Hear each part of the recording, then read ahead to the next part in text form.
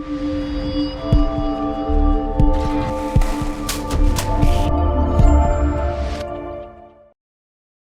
guys, my name's Luke, and in this video we're just going to show you how you can quickly and easily get started.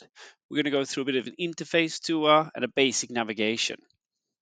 So when you open up Spark Blueprint, you're going to open up to a field or an image or a window that looks just like this. So you can have a basic room which is 3.5 meters by 2.5 meters. You're going to be looking at it from the 2D view, and you'll see that this not too many buttons, very simple to use, but a few buttons there for you to navigate. So what I would like to highlight first is the buttons up the top here. And this is the control bar. So here you will see there's customers, projects, new project. You can save the project you're working on, obviously save as, and then you can open up any save projects that you have at the time. Undo or redo, very handy with those. Assortments, then you also have your user there, and then you can get into the settings about, and if you need some support, there is the help button there. So the next area that I would like to point out is the drawing area. We call this for the drawing area. This is the actual room that you will be planning, and you can see that here right there in the middle. Then the next section I'd like to point out is what we call the palette. So the palette is down the bottom here, and within the palette you will see that there is layout. Within layout there is door, window, block, recess, and dormer window. Then under furniture you will see a furniture, and if you click the plus there, it will take you to the different furniture assortments, and if you select a couple of different furniture items, they're going to be placed down in your palette there, so you can see them all the time when you click on the furniture tab. Then next we will see wall, floor, and ceiling. And then underneath wall, floor, and ceiling, if you click the plus here, very similar to the furniture, you grab a couple of surfaces there or coverings, and they're also placed down the bottom there. So that is the palette. Of course, you can click the summarize here, and that will take you to the next step of the project. Next section I would like to highlight then is the options panel.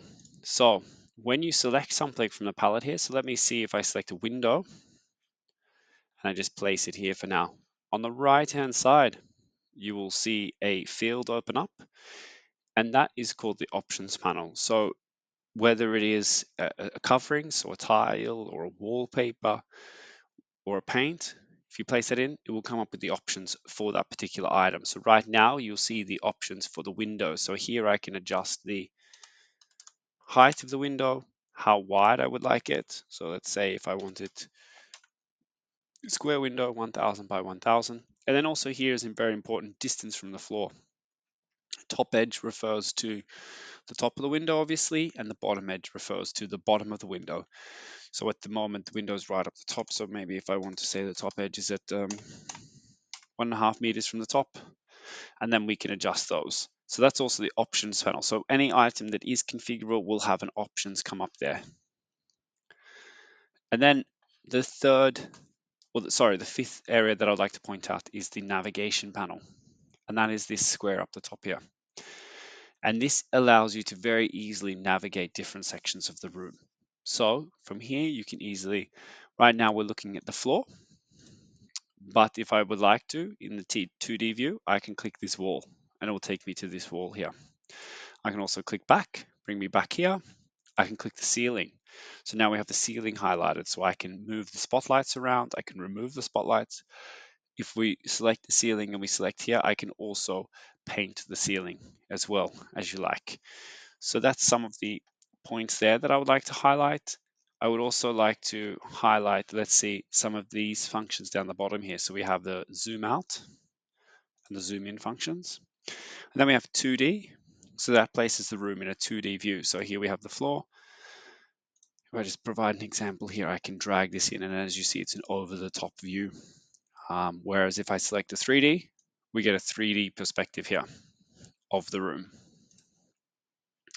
And then this is the distance measuring tool. So I can select 2 points and measure the distance. So as you can see here, from the couch to the wall is 1290 millimeters. Really good tool to be using that for. And then there's also lots of different other ones. I can get a radial measure. So I can get, okay, it's 1290, and then I can sort of get a 90 degrees out there so you can get an understanding. I can get a diameter measure if I like. So I want to measure out, okay, how big this diameter of a certain area in the room would be. Horizontal measure, straight away like that. Or a vertical measure from here. Most commonly used is the distance measure, so you could just select to point yourself. Then we also have the automatic measure, which takes away the measurings on the side, around the walls, and we can take away the manual managed measures. So if you are working in a more complex project, which is more often, say, designing a kitchen or planning a kitchen, and you need to plan out lots of different measurements, you can turn these on and off to simplify it when you're working with the customer, and then turn them back on. So guys, that was just a very, very fast getting started interface tour and basic navigation. I would encourage you, if you're just getting started with Spark Blueprint, to check out one of our other videos, which is all around designing your first project and creating a simple room design. Also visit our YouTube channel to check out all our other videos, and also our LinkedIn, Instagram. Always lots of tips and tricks coming up there and different inspiration for creating different projects. I really appreciate you guys watching.